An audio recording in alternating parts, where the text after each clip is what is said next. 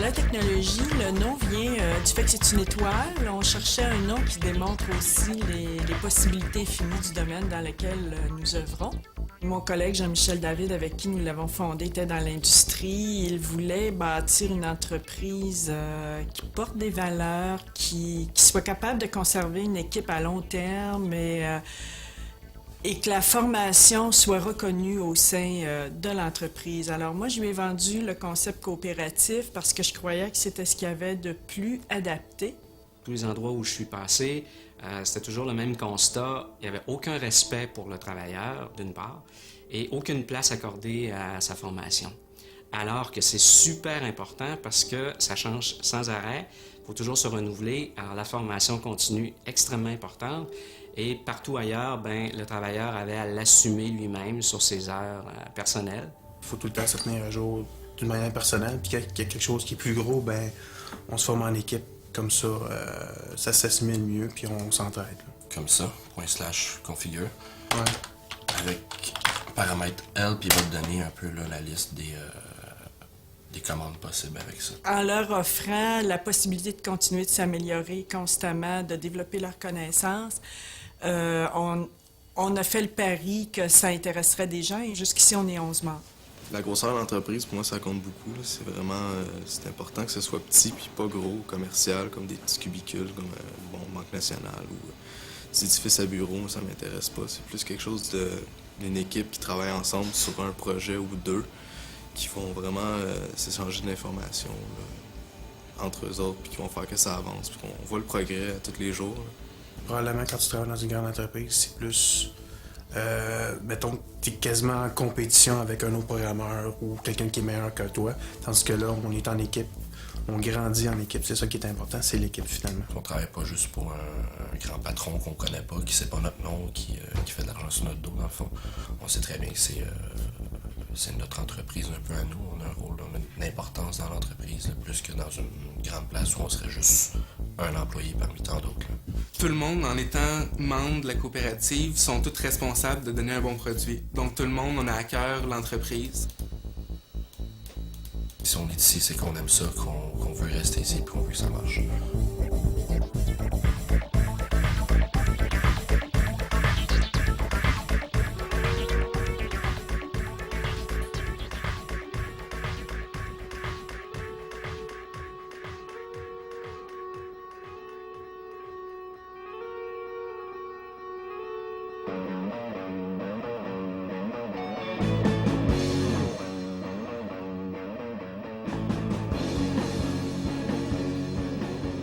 On est ici dans Hochelaga-Maisonneuve, un quartier de l'est de Montréal, qui était un quartier à vocation industrielle, qui a un peu perdu sa vocation avec la fermeture de plusieurs usines.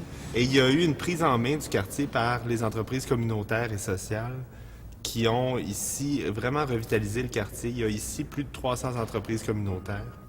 Fête de la musique, c'est né en 1993. C'est issu du Chic Resto Pop, qui avait eu l'initiative cette année-là de faire un festival des musiques dans le quartier Hochelaga-Maisonneuve. On a décidé de faire de cette initiative-là une entreprise permanente, qui tout de suite s'est définie comme une entreprise d'économie sociale et qui a eu comme mission, dès le départ, de fournir aux artistes et à la population un accès accru à la culture. Fête de la musique, c'est toutes sortes de programmes qui ont tous ce but-là, de fournir, d'accroître la démocratie culturelle. Donc, les Francs ouvertes, un concours pour les auteurs, compositeurs, interprètes, la programmation de notre salle de spectacle, le ZEST, notre école de musée, notre entreprise d'insertion, Entrée libre, qui fournit à des jeunes qui sont en risque de décrochage ou d'exclusion, une occasion de venir apprendre un métier. Et finalement, notre projet Espace émergent, qui est un vaste projet là, d'envergure plus nationale pour soutenir l'ensemble des cultures émergentes, notamment par de la diffusion. Par artistes émergents, on entend des artistes qui n'ont pas encore atteint le niveau de reconnaissance nécessaire à un statut professionnel. On soutient les artistes par divers moyens, que ce soit de la formation, que ce soit du réseautage, c'est-à-dire à les mettre en contact, en leur fournissant des lieux comme des lieux de répétition, comme ici, des lieux de création, des lieux où ils peuvent se diffuser aussi. Alors, on a ici réservé, nous, 12 000 pieds carrés, qui va devenir le centre de service, donc un guichet unique pour les artistes où ils vont avoir accès à des salles de formation, de tutorat, de mentorat, des ordinateurs, l'accès à Internet. Il sera possible pour les artistes émergents, encore une fois, de rencontrer des professionnels sur différents aspects de leur carrière pour avoir des avis, autant au niveau de l'organisation de leur carrière, la planification, en fait, sur tous les aspects du développement d'une carrière. Le fait de travailler avec des artistes, puis les aider à s'organiser, puis les aider à devenir de plus en plus conscients de leurs valeurs, bien, c'est une grande richesse pour moi. En fait, c'est presque la moitié de la paye.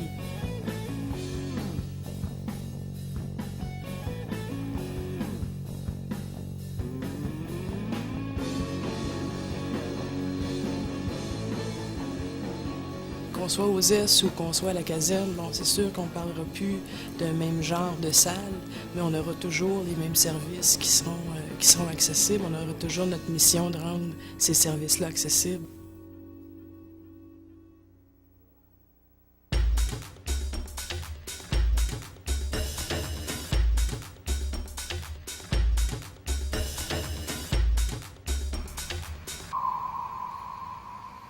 L'Auberge L'Autre Jardin est née d'une initiative de Carrefour Tiers-Monde, un organisme de solidarité internationale. Ce qui s'est passé, c'est qu'ils avaient le droit à des subventions. Et en 1995, ces subventions ont été coupées et ça représentait au moins 60% de leur budget. Et ils ont décidé d'aller en affaires pour subvenir donc à leurs propres besoins.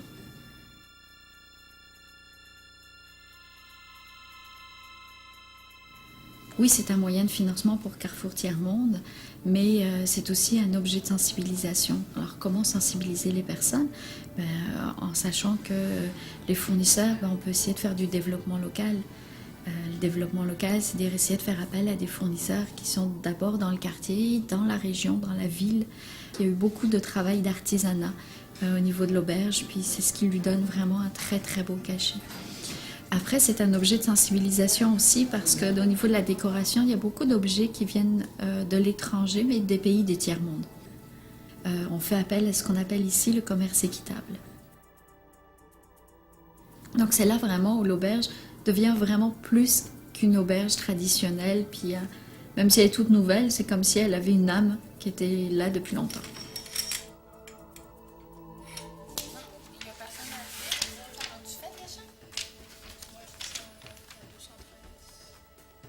En fait, l'un des objectifs de l'auberge a été le profit pour Carrefour Tiers-Monde, mais aussi de créer des emplois durables et stables, et en fait aussi d'offrir des chances à différentes personnes qui ne venaient pas forcément du milieu de l'hôtellerie.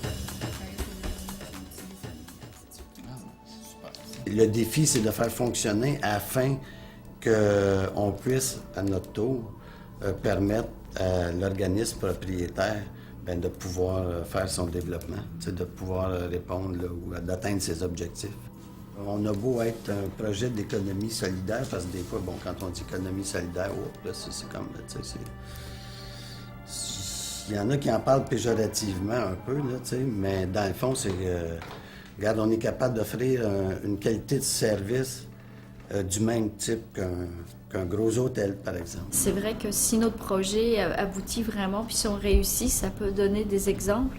Il y a même déjà des gens qui commencent à se renseigner sur comment est-ce qu'on lance une auberge comme ça, quelles sont les difficultés que vous avez rencontrées au niveau financement, au niveau la vie de tous les jours, que vous travaillez comment. Donc je trouve que ça nous revalorise aussi. On se dit, on a été les premiers, puis on nous demande conseil. Dans un autre hôtel, ça ne serait pas arrivé.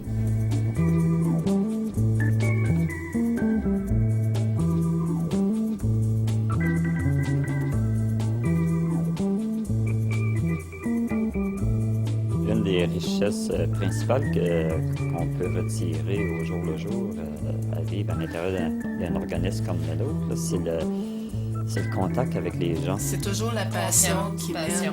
On dirait qu'à un moment donné, faut qu'on soit stimulé. C'est Non, ça, c'est pas une... c'est le moteur, je dirais. Il y a des valeurs humaines qui sont plus véhiculées que dans une entreprise traditionnelle où bon, la valeur principale, c'est le profit. Quand on a des décisions d'entreprise à prendre, on les fait en fonction du maintien de l'emploi à l'intérieur de l'entreprise ou de la création de nouveaux postes. Tu m'aurais posé la question il y a 5 ans, où tu penses que tu vas être dans 5 ans, ben c'est pas ici que je t'aurais répondu, c'est plus assis chez nous encore à rien faire, là, mais non, au contraire, parce que j'ai eu la chance de montrer ce que j'étais capable de faire, ben, c'est ça que ça m'apporte moi en tant que personne. L'avenir de notre monde passe par le développement d'une pensée plus collective, plus tolérante, d'entraide, du plus fort envers le plus faible, et non pas cette espèce de lutte d'écraser le plus faible puis d'en profiter au maximum. Quand on véhicule à l'intérieur de nous des valeurs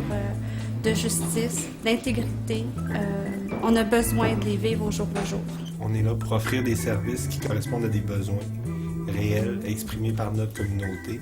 Donc, on a vraiment l'impression de travailler avec un but social.